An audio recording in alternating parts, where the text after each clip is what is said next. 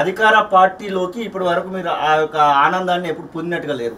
పొందినా కానీ BRS party last మూమెంట్లో మీరు జాయిన్ అయినటువంటి పరిస్థితి. ఇప్పుడు అధికార పార్టీలో జాయిన్ అయ్యారు, కాంగ్రెస్ పార్టీ అధికారంలో ఉంది, మీరు కాంగ్రెస్లో జాయిన్ అవ్వడం జరిగింది.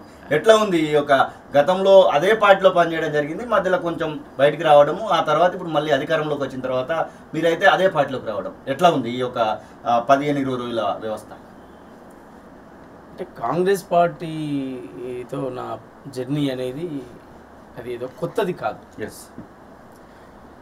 ఎట్లా ఉంది అని అంటే దాన్ని ఏదో నేను కొత్తదనంగా చెప్పేది ఏముంటుంది, మాదే కదా.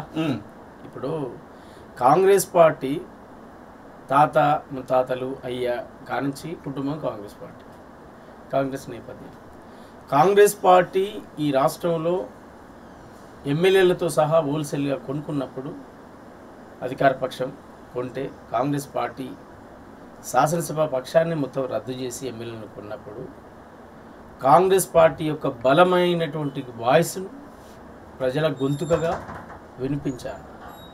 కాంగ్రెస్ పార్టీ కోసం సాంస్కృతిక సేన అనేటువంటిది ఒక సేనను 2016-17లో సాంస్కృతిక సేనను ఏర్పాటు చేశారు.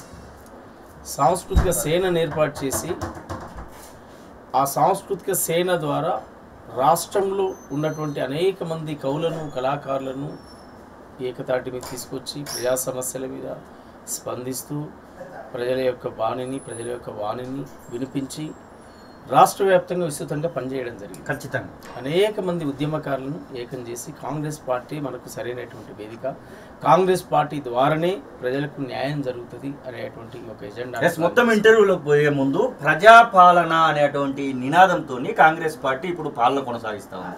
మొదటి రోజే రాజకీయంగా ముఖ్యమంత్రిగా అయినాక మొదటి రోజే డిసెంబర్ 7వ తారీఖున రేవంత్ రెడ్డి ప్రమాణ స్వీకారం చేసేటువంటి స్టేజ్ నుంచే ప్రజాపాలన కొనసాగించబోతున్నామని చెప్పడము, ఆ వెంటనే జ్యోతిబాపులకు సంబంధించినటువంటి ఆ యొక్క ఏదైతే ప్రగతి భవన్ అంటామో ప్రగతి భవన్ కాస్త ప్రజాభవన్గా మార్చడము, ఇట్లా చకచక కొన్ని పనులు అయితే చేస్తున్నటువంటి పరిస్థితి. ఇక డిసెంబర్ 9 సోనియా గాంధీ బర్త్డే రోజు బస్సులకు సంబంధించినటువంటి విషయంలో మహిళలకు ఫ్రీ బస్ అనేటువంటి దాన్ని తీసుకురావడం, ఇట్లా ఇవన్నీ జరుగుతూ వస్తున్నాయి. ప్రజాపాలన పైన ఒక పాట రూపకంగా ప్రజలకు చెప్పాలంటే సోమన్న అంటేనే ఖచ్చితంగా మనకు ఉద్యమం గుర్తొస్తూ ఉంటుంది, పాటలు గుర్తొస్తూ ఉంటాయి. పాట రూపకంగా ప్రజాపాలన గురించి చెప్పాలంటే ప్రజాపాలన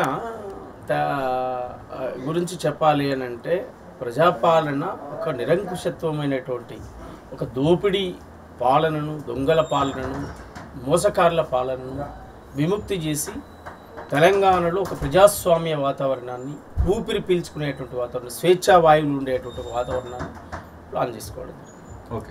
అది తీసుకురావడం జరిగింది ప్రజలు. దాన్ని మేము ఏ దొరగడీలు కూలగొట్టి పాలన తెచ్చాం, ప్రజాపాలన తెచ్చాం, నియంతృత్వ పాలనపై నిప్పులు జరిగాం, నియంతృత్వ పాలనపై నిప్పులు జరిగాం, ప్రజాపాలన తెచ్చాం. అరే దొరగడీలు కూలగొట్టి పాలన తెచ్చాం, ప్రజాపాలన తెచ్చాం. అట్లా రైతన్నలు ఏకమయ్యి పాలన తెచ్చాం, ప్రజాపాలన తెచ్చాం. నిరుద్యోగుల తండ్రాటను చూసాం, ప్రజాపాలన తెచ్చాం. అరే కార్మికుల కష్టాలను కండ్లతో చూసాం, ప్రజాపాలన తెచ్చాం. నియంతృత్వ పాలనపై నిప్పులు చెరిగింది మేము, ప్రజాస్వామిక తెలంగాణ గొంతై నినదించాము. ప్రజాపాలన తెచ్చాం, ప్రజల మధ్యకు వచ్చాం, ప్రజాపాలన తెచ్చాం, ప్రజల మధ్యకు వచ్చాం. దొరగడీలు కూలగొట్టి పాలన తెచ్చాం, ప్రజాపాలన తెచ్చాం. అట్లా ఈ ప్రజాపాలన యొక్క ఉద్దేశం ఏంది అని అంటే 10 సంవత్సరాల కాలం పాటు ప్రజలకు, ప్రభుత్వానికి ఒక గ్యాప్ ఏర్పడ్డది. ఒక గ్యాప్ ఏర్పడి ముళ్ళ కంచెతో వాళ్ళే బంధించుకొని, ఇనుప గేట్లను పెట్టుకొని బంధించుకొని, బందీ అయినటువంటి దొరల గడిల్లో బందీ అయిన తెలంగాణ పరిపాలనను ప్రజల మధ్యకి తీసుకొచ్చారు. దాని పేరే ప్రజా పరిపాలన దాని పేరు. అందువల్ల ప్రజాపాలన అని ఎందుకు పదం వాడుతున్నారు అంటే ఓట్లేసినటువంటి ప్రజలు తమ హక్కుల కోసం తమ సమస్యల కోసం చెప్పుకోవడానికి ఆ పాలకుల కాడికి ఈజీగా వెళ్ళిపోయేటువంటి పరిస్థితి. అంటే ప్రజలైనా పోయి ఆ పాలకుడిని కలవాలి, లేదా పాలకుడైనా పోయి ప్రజలకు రావాలి. ఈ రెండు జరిగినప్పుడే దాన్నే ప్రజాపాలన అంటాం. అవును. అది లేనప్పుడు గడీల పాలన అంటాం, దొరల పాలన అంటాం, కుటుంబ పాలన అంటాం, నియంతృత్వ పాలన అంటాం, హిట్లర్ పాలన అంటాం, ఎన్నో గుర్తు తెచ్చుకుంటాం మనం.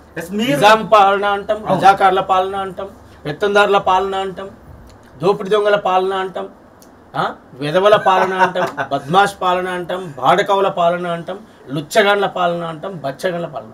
ఎప్పుడైతే ప్రజలకు రెస్పెక్ట్ ఇచ్చి ప్రజలకు ఏ ప్రజలైతే మమ్మల్ని నమ్మి ఓట్లేశారో ఆ ప్రజలకు మేము జవాబుదారితనంగా ఉండాలి అని చెప్పి ఆ ప్రజలకు రెస్పెక్ట్ ఇచ్చినప్పుడు, ఆ ప్రజలను దగ్గరికి తీసుకున్నప్పుడు, వాళ్ళ కష్టం విన్నప్పుడు, వారి బాధ దుఃఖం విన్నప్పుడు దాన్ని ప్రజాపాలన అంటాం.